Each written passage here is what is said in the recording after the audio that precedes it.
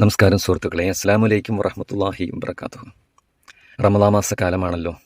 പള്ളികളിലെല്ലാം നോമ്പുതുറ നടക്കുന്ന സമയവുമാണ്. ഞങ്ങളുടെ വീടിൻ്റെ തൊട്ടടുത്തുള്ളൊരു പള്ളിയുണ്ട്, ചെറിയൊരു നമസ്കാര പള്ളിയാണ്. ആ പള്ളിയിലേക്ക് ഇന്ന് നോമ്പുതുറയ്ക്കുള്ള വിഭവം നമ്മുടെ വീട്ടിൽ നിന്ന് നൽകുന്നതിനാണ് നമ്മൾ ഉദ്ദേശിച്ചിട്ടുള്ളത്, ഇൻഷാ അല്ലാഹ്. അപ്പോൾ അതിന് വേണ്ടിയിട്ടുള്ള ബീഫ് കറി തയ്യാറാക്കുന്ന തിരക്കിലാണ്. ആ വീഡിയോ നിങ്ങളുമായിട്ട് ഷെയർ ചെയ്യുന്നതിനാണ് ഞാൻ ഇന്ന് നിങ്ങളുടെ മുൻപിലേക്ക് എത്തിയിട്ടുള്ളത്.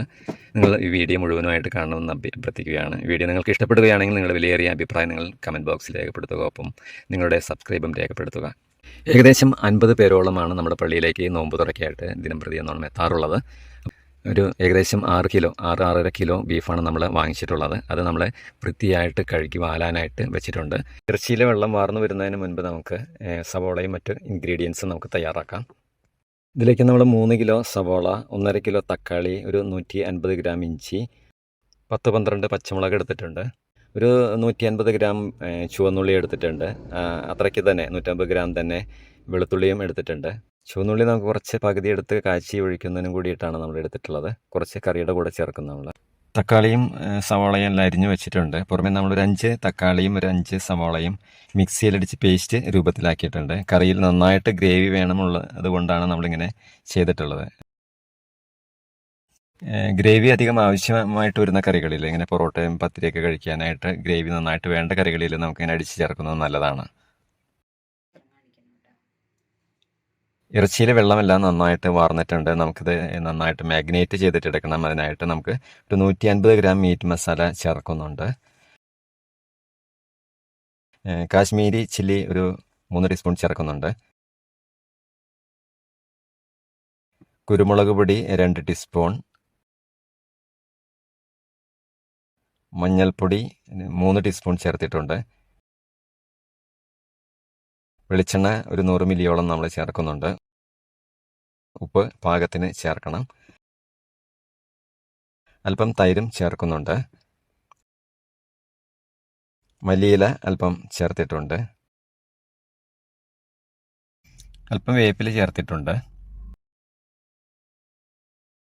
ഇതെല്ലാം കൂടി നമുക്ക് നന്നായിട്ട് മിക്സ് ചെയ്തിട്ടെടുക്കണം. എല്ലാ കഷ്ണങ്ങളിലും ചേരുവകൾ നന്നായിട്ട് ചേർന്ന് എന്ന് ഉറപ്പാക്കുന്ന രീതിയിൽ വേണം മാഗ്നേറ്റ് ചെയ്യാനായിട്ട്. മാഗ്നേറ്റ് ചെയ്ത് കഴിഞ്ഞതിന് ശേഷം ഒരു 15 മിനിറ്റ് നമുക്ക് റെസ്റ്റ് ചെയ്യാനായിട്ട് അനുവദിക്കാം. നമ്മൾ പറഞ്ഞ സമയമായിട്ടുണ്ട്. ഇനി കുക്കറിലേക്ക് മാറ്റുകയാണ്.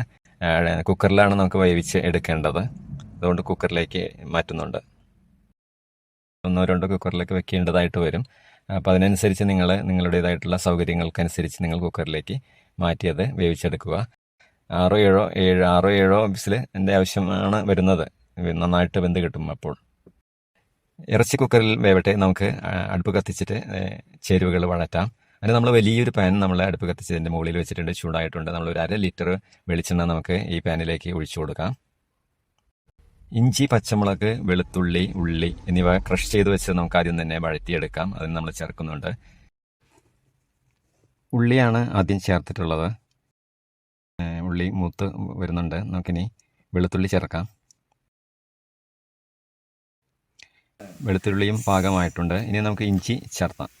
ഇഞ്ചി 150 ഗ്രാം നേരത്തെ ക്രഷ് ചെയ്ത് വെച്ചെടുത്തിട്ടുള്ള ഇഞ്ചിയാണ് ഇനി ചേർക്കാനുള്ളത്.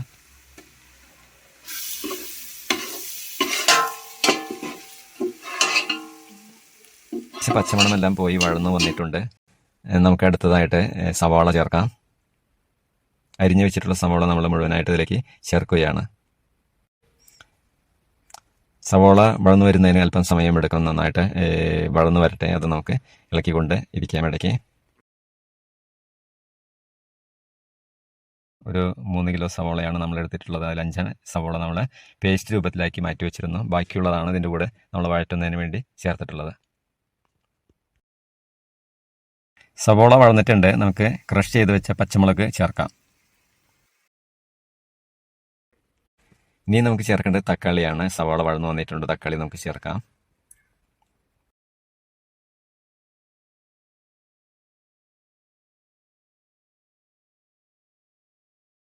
സവോള ഒന്നുകൂടെ നന്നായിട്ട് വഴന്നിട്ടുണ്ട്. നമുക്ക് അല്പം വേപ്പില ചേർക്കാം.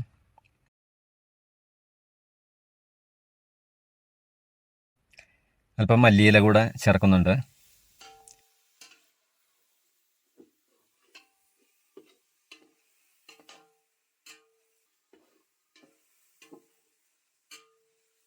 ഇനി നമുക്ക് മിക്സിയിൽ പേസ്റ്റാക്കി വെച്ചിട്ടുള്ള സവോള നമുക്ക് ചേർക്കാം.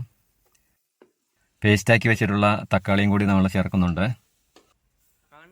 നേരത്തെ പറഞ്ഞതുപോലെ നല്ല ഗ്രേവി ആയിട്ട് കറി ലഭിക്കുന്നതിന് വേണ്ടിയിട്ടാണ് നമ്മൾ ഈ 2 ഇൻഗ്രീഡിയൻസ് നമ്മൾ ചേർക്കുന്നത്. ഉപ്പ് പാകത്തിന് ചേർക്കുന്നുണ്ട്. ഇറച്ചിക്ക് പാകം വരുന്ന രീതിയിൽ നമ്മൾ നേരത്തെ മാഗ്നേറ്റ് ചെയ്തപ്പോൾ ഇറച്ചിയിൽ ഉപ്പ് ചേർത്തിട്ടുണ്ട്. 200 ഗ്രാം മീറ്റ് മസാല നമ്മൾ ചേർത്ത് കൊടുക്കുന്നുണ്ട്. കാശ്മീരി ചില്ലി ഒരു 3 ടേബിൾ ടീസ്പൂൺ, 2 ടേബിൾ ടീസ്പൂൺ മഞ്ഞൾപ്പൊടി, 4 ടേബിൾ ടീസ്പൂൺ മല്ലിപ്പൊടി ചേർക്കുന്നുണ്ട്. ഒരു 2 ടേബിൾ ടീസ്പൂൺ കുരുമുളക് പൊടിയും നമ്മൾ ചേർക്കുന്നുണ്ട്.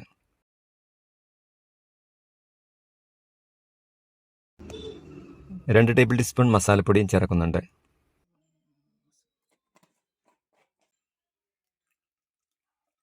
അല്പം തൈരും ചേർക്കുന്നുണ്ട്.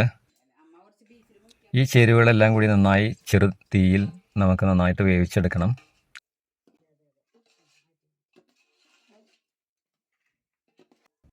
ചേരുവകൾ നന്നായി വഴന്നിട്ടുണ്ട്. ഇനി ഇതിലേക്ക് നമ്മൾ നേരത്തെ വേവിച്ച് വെച്ച ബീഫ് കറി ചേർത്ത് കൊടുക്കാം. ബീഫ് നന്നായിട്ട് വെന്തിട്ടുണ്ട്. ഒരു 7 വിസിലോളം നമ്മൾ അടിച്ചിട്ടുണ്ട്.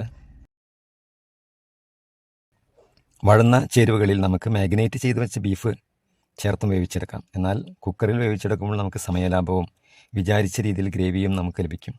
അല്പനേരം കൂടി തിളപ്പിച്ച് കോക്കനട്ട് മിൽക്കും ചേർത്ത് നമുക്ക് ഇത് ഇറക്കി വയ്ക്കാം. നമുക്ക് പത്തിരിയോടും മറ്റും ചേർത്ത് കഴിക്കാൻ പറ്റുന്ന ഒരു ഗ്രേവിയോട് കൂടിയിട്ടുള്ള പോത്തിറച്ചിക്കറി നമുക്ക് റെഡി ആയിട്ടുണ്ട്. എല്ലാവരും ട്രൈ ചെയ്ത് നോക്കണേ.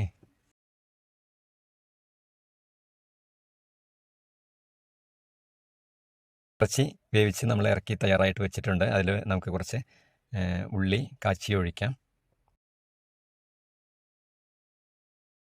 ഒപ്പം നമുക്ക് അല്പം മല്ലിയിലയും ചേർത്ത് കൊടുക്കാം. നിങ്ങൾക്ക് വീഡിയോ ഇഷ്ടപ്പെടുകയാണെങ്കിൽ നിങ്ങളുടെ വിലയേറിയ അഭിപ്രായങ്ങൾ ഒരിക്കൽ കൂടി രേഖപ്പെടുത്താൻ അഭ്യർത്ഥിക്കുകയാണ്. നിങ്ങളുടെ വിലയേറിയ സബ്സ്ക്രൈബും രേഖപ്പെടുത്തുക. നന്ദി, നമസ്കാരം. അസ്സലാമു അലൈക്കും വറഹ്മത്തുള്ളാഹി വബറകാതുഹു.